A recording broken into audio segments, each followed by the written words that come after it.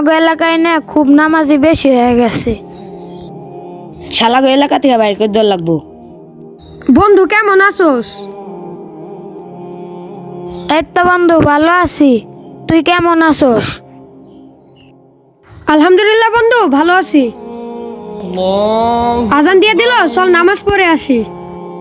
না রে বন্ধু, আমার অনেক কাজ আছে। হ্যাঁ চল চল।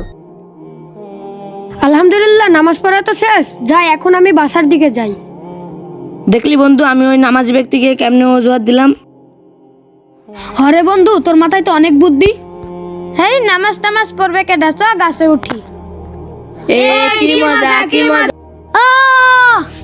বন্ধু ওর মনে হয় পা ভেঙে গেছে, চো আমরা পলাই। হস হস হস।